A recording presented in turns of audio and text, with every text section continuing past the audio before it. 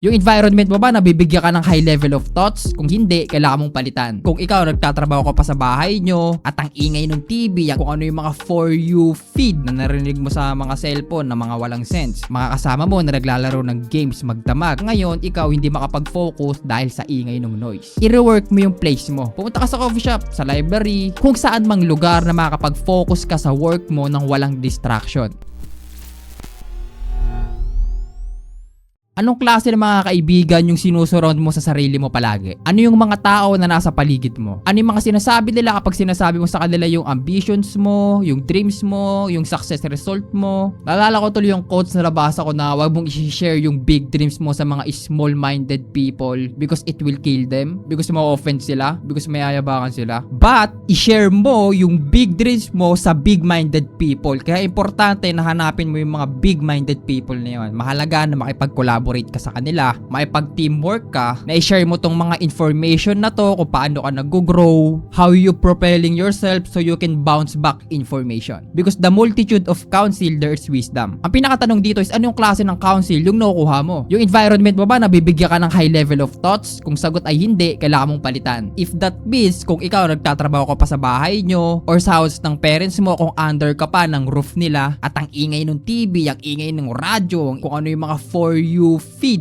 na mga tunog na narinig mo sa mga cellphone na mga walang sense. Mga kasama mo na naglalaro ng games magdamag, nanonood ng Netflix sa gabi ng ilang buwan, na puro inom ng alak, repeat na naman kinabukasan. I-rework mo yung place mo. Pumunta ka sa coffee shop, sa library, kung saan mang lugar na makakapag-focus ka sa work mo nang walang distraction. Tandaan mo, ang distraction pwedeng nasa physical world, like yung ingay ng mga kotse, yung mga jeep, tahol na baka aso, boses ng mga tao, mga tunog sa mga cellphone, at meron din sa digital world, sa news feed mo, sa For You page mo, sa mga social media platform, like sa mga fast pace, kagaya ng TikTok, ng Facebook Reels, sa mga YouTube Shorts, sa Instagram, pati sa YDay. May mga ingay yan, di ba, naririnig mo? So kung hinayaan mo yan na makapasok agad sa'yo, maka-access sa mind mo, i-absorb, kumbaga, kinukuha nila yung energy mo, yung oras mo, halika dito. Ang daming mga advertisers na gustong makuha agad yung attention mo within 3 seconds. Most of the time, hindi naman makakatulong sa ikaka-level up mo. Pero meron din naman mga content na makakatulong sa self-improvement mo, nabibigyan ka ng awareness, tinuturuan ka about mindset, money, wealth, biohacking, mga taong positibo mag-isip. Ayun, healthy yun para sa'yo. Makinig ka sa mga taong yun kasi makakatulong yun para sa well-being mo. Marami pa sa mga digital world, mga notifications, pag meron tumawag sa'yo o meron nag-chat sa'yo, nag-reply ka agad, may voice message. Click mo agad yung video, yung mga content. O halimbawa, napadaan ka lang sa lugar na to, may ingay yung TV, bigla ka na lang napanood ng TV doon. Mga group chat call na mga nonsense. Reply na itong tao na to na nagde-demand sa'yo na dapat replyan mo kaagad. Dapat mabilis yung reply mo. Dapat pansinin mo kaagad, kundi magagalit sa'yo. Na hindi iniisip na nagfo-focus ka dito, nagke-create ka ng something na magsusustain long term. Ito kasi mga short term mag-isip to ba kate, yaman na sila. Di ba sabi ko like attract likes? Magsama-sama to ba to, okay? Halos lahat ng yan, naranasan ko, marami na inis sa akin, nayabangan sa akin, masyado daw ako ambisyoso, taas na ba ng pangarap mo? Well, sabi ko dapat lang dahil ayoko ng buhay na ganito. Ayoko rin makisama sa inyo, makinig ng mga pinagsasabi nyo dahil ayoko ng resulta ng buhay na meron kayo. Napakasimple lang na itong isang turo sa akin ng life. Kung paano ka mag-isip,